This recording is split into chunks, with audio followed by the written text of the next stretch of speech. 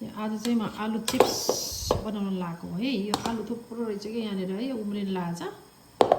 यसलाई चाहिँ मैले अब यहाँ यस्तो लाचको भाँडा छ, यहाँ चपर 2-3 थरीको छ क्या। यो चाहिँ सादा हो, यो चाहिँ बुट्टावाला हो क्या।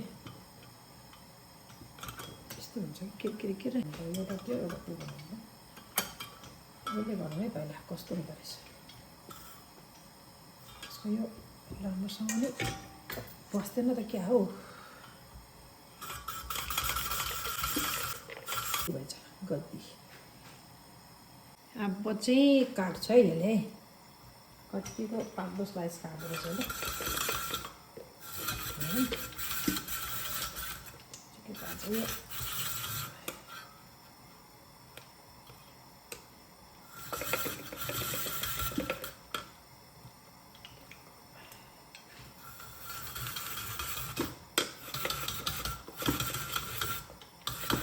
काट्छ कि डर लाग्यो क्या मलाई।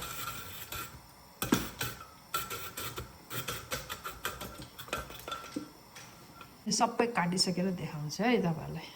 ल काट्यो यो सबै, एकछिन पनि लाग्दैन कि यसमा, यति छिटो हुन्छ। थुप्रै सेप हुन्छ यसमा। यो चाहिँ चिप्सको साइजको सेप हो है।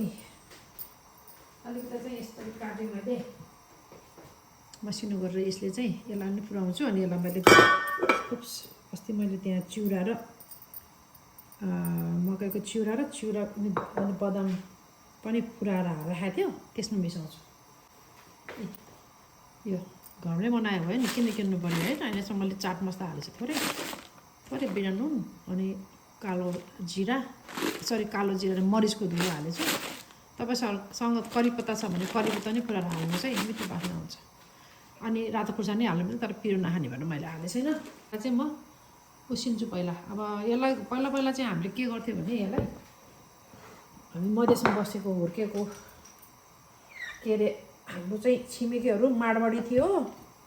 माडवाडीहरूले खानेकुराहरू यस्तो बनाउँथ्यो, पापडदेखि लिएर यस्तो चिप्सहरू यसरी बनाउने। तिनीहरूकोबाट सिकेको कति हामीले होइन। हामीले चाहिँ के गर्थ्यौँ, यसरी उ गर्थ्यो। अनि त्यसपछि चाहिँ काटेर हल्का उमाल्थ्यो। अनि उमालेर चाहिँ पुलुक्क पार्यो तातो पानीमा। अनि त्यसपछि चाहिँ घाममा सुकाउँथ्यो कि, घाममा सुकाएर अनि राख्थ्यो डब्बामा, अनि फ्राई गरेर खान्थ्यो हामीले होइन। अब आज चाहिँ म के गर्छु भने, यसलाई चाहिँ उसिन्छु हल्का मात्रै क्या, बुलुक्क पानी। त्यसपछि चाहिँ यसलाई हल्का ड्राई गरेर अनि डाइरेक्ट फ्राई गरिदिन्छु म। अनि फ्राई गरेर राख्छु। यो आलु चाहिँ मलाई दिएको मेरो बहिनीले, कहाँबाट ल्याएको छ कुनै तेल। अन्त यो त अब चिसोले छिटो उम्रिजान्छ है। अब धेरै जान पनि छैन घरमा, अब आलु उम्रिनुभन्दा भनेर मैले यसलाई चाहिँ चिप्स बनाएर राखिदिएँ भने त खान्छ, बिग्रिने कुरा आएन।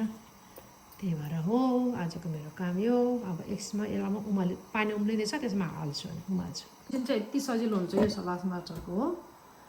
एकछिनमा काटिन्छ यसले मजाले है, वहीँ गएर पारेपछि है एकदम काम लागेछ। जिरोसम्म चाहिँ लुज भइसक्यो क्या। अनि उम्ल्यो,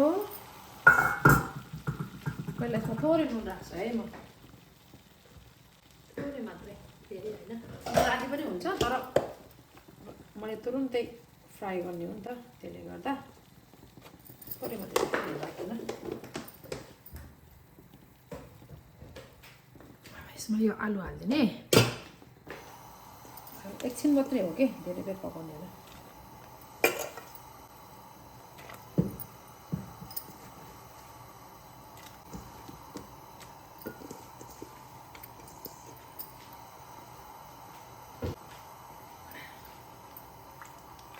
चलाउने एकछिन यसलाई हल्का मात्रै पकाउने हो कि, धेरै बेर पकाउनु, किन यसको स्टार्च छ नि, फालिदिने कि यसलाई, त्यतिको लागि मात्रै स्टार्चलाई हल्का उसिनेर फालिदिने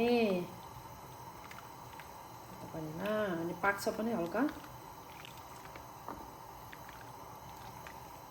ओभरकुक चाहिँ गर्ने होइन। एकछिन यसलाई ढाकेर पकाऊँ है, 1-2 मिनट मात्रै। अब चाहिँ यति गरेपछि भयो, यो पानी फालिदिन्छु। त्यो भएपछि पाक्यो के। धेरै बेर पकाउनु हुँदैन, धेरै बेर पकायो भने पनि फ्यात्त हुन्छ अनि राम्रै हुँदैन। अब चाहिँ यहाँ तेल पखाल्नु पऱ्यो, यसमा तेल पखाल्ने, यो पानी चाहिँ स्वाट्ट फाल्ने हो।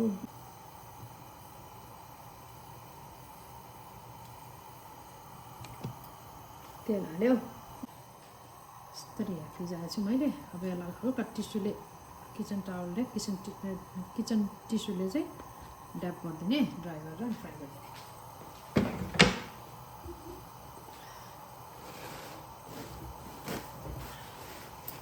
अब चाहिँ म हाल्छु है चिप्सलाई यहाँ आलुलाई।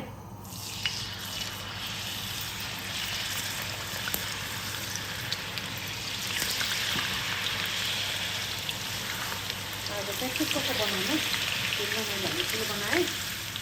अब चाहिँ ठिक्कको बनाउँछु, कसरी बनाउँछु चिप्स पनि हुन्छ।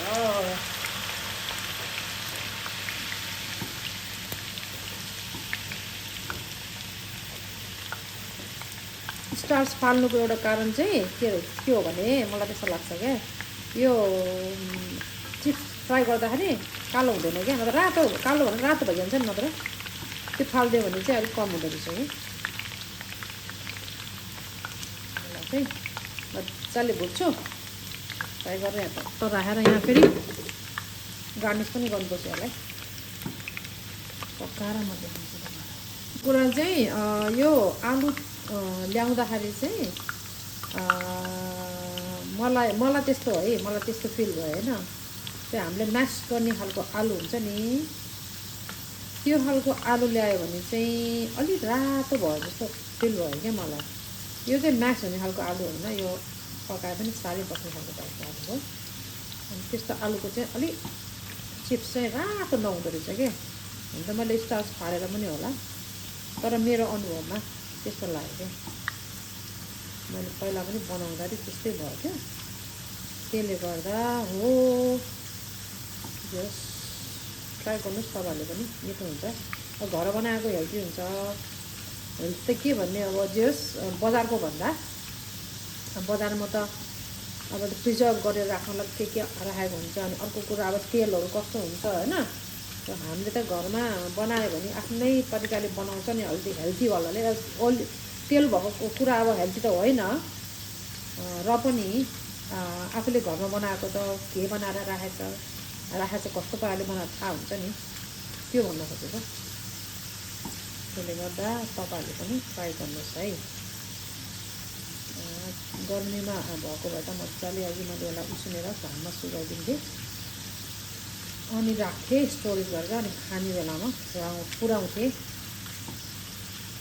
अब यो चाहिँ हुन लागेको छ। चिप्स त मजाले भयो, यो लास्ट घाम थियो। सो मैले यो चाहिँ अलिअलि मसलाहरू हालेको तातो छ नि, तातोमा मिसायो भने चाहिँ मजाले लाग्छ। यसमा चाहिँ चाट मसला हालेँ, थोरै ब्ल्याक पेपर हालेँ, अनि जिरा नुन, त्यहाँबाट नर्मल नुन, अलिकता पाप्रिका, अनि त्यसपछि चाहिँ हालेँ लास्टमा के भनेपछि खुर्सानी थोरै।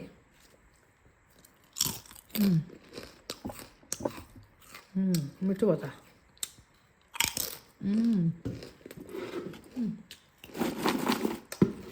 बनाएर खाएपछि त सजिलो भयो। 1 किलो थियो होला यो आलु अन्दाजै मेरो हिसाबमा। अन्त भाडा भरि भएको छ। हेर्नुहोस् त, तब थाहा हुन्छ कतिको हुन्छ भयो भनेर।